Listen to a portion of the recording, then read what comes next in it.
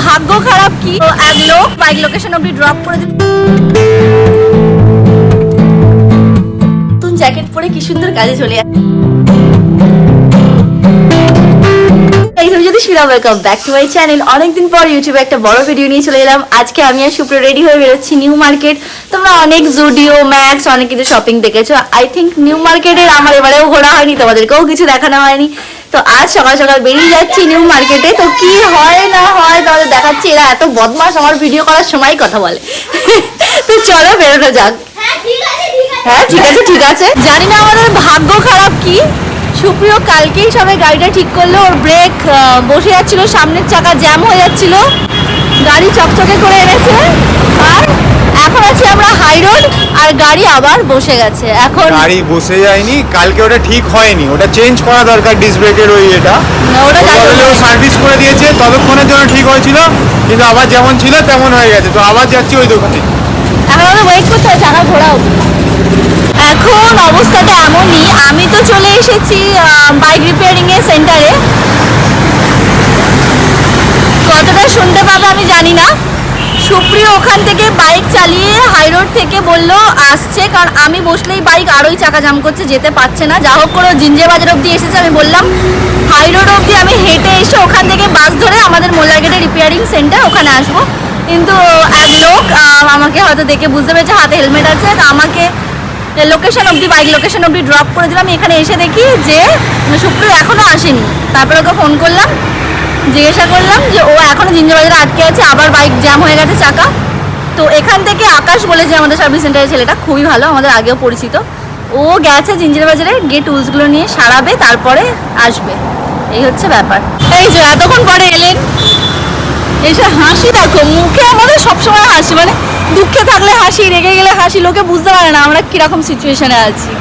তাই হোক, এখন ডিসিশন নিয়েছি ধর্মতলা তো যাবোই, বাসে যাবো। বাইক এখানে রাখা থাকবে 77-এ, আকাশ ঠিক করে দিলে তারপরে নিয়ে যাবো। এখন আপাতত বাসে চলবে। হ্যাঁ, তো ওখানে গিয়ে দেখা হচ্ছে।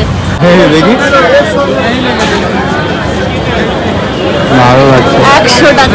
প্রথমে নিউ মার্কেটে গিয়ে আমি ছোলে ভাটুরে খেয়ে নিয়েছিলাম, কারণ আমাদের খুব খিদে পেয়েছিল। আর এবারে আমি ব্যাগ কিনবো ভেবেছিলাম, কিন্তু কালেকশন আমার তেমন পছন্দ হয়নি, আর দামটাও একটু হাই রেখেছিল। মোটামুটি 300-350-র মধ্যে ব্যাগ কিন্তু ভালো পাওয়া যায় ওখানে, আর ওর থেকেও হাই রেঞ্জে আছে। কিন্তু এবারে আমার যেগুলোই পছন্দ হচ্ছিল সেগুলোই বলছিল 850-900। তারপর আমি চেষ্টা করেছিলাম বাইরেডিং করার, যখন ফিরে চলে যাচ্ছি ওরা ডাকছিল না।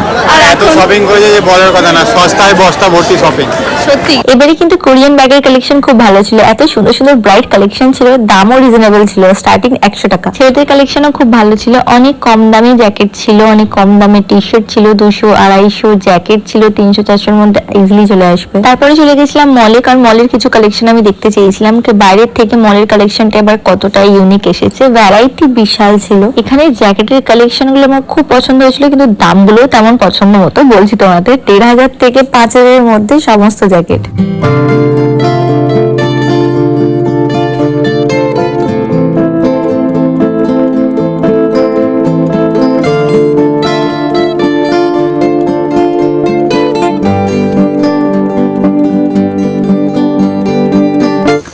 এদিকে তাকাও, ঘরে এসছো বলে কি আর দেখাবে না, দেখবে না নাকি? চলো আসো ঘরে গিয়ে দেখাবো কি কিনেছি। আমরা চলে এসেছি ঘরে, আর একজন আসতেই নতুন জ্যাকেট পরে কি সুন্দর কাজে চলে যাচ্ছে। দেখো সেজে গুজে আমাকে ছাড়া, দেখো দেখো কি সুন্দর সেজে গুজে নিয়ে। জ্যাকেটটা খুলে দেবো? বলো, তুমি বললে জ্যাকেটটা খুলেও দেবো। খুলে দেবো? যাও আজকে একটু সেজে গুজে যাও, আর আমরা কি কি কিনেছি পরে দেখাবো। Tata tata. আর এখন আমি যাব পুজো বাড়ি, ও যাবে কাজে না ডিউটি, আর আমি পুজো বাড়ি। টাটা। আমি রেডি হয়ে গেছি, ওয়েস্টার্ন থেকে আবার বাঙালি সাজে চলে এসেছি। আর আজকে যে নিমন্ত্রণ বাড়িটা যাচ্ছে ওটা আমার স্কুলের বন্ধু, আর সম্পর্কে আমার ওনার যে হাজব্যান্ড, মানে পূজার যে হাজব্যান্ড সেটা হলো আমার মামা, মানে দুরকম সম্পর্কের মধ্যে পড়ছে। তো এখন আমি আর মা যাবো।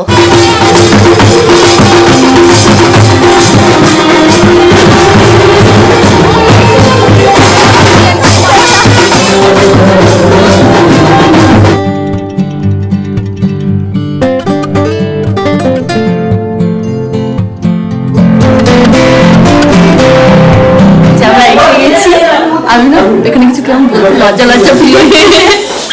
এই হলো আমার বন্ধু পূজা আর মামাকে আর দেখাতে পারলাম না।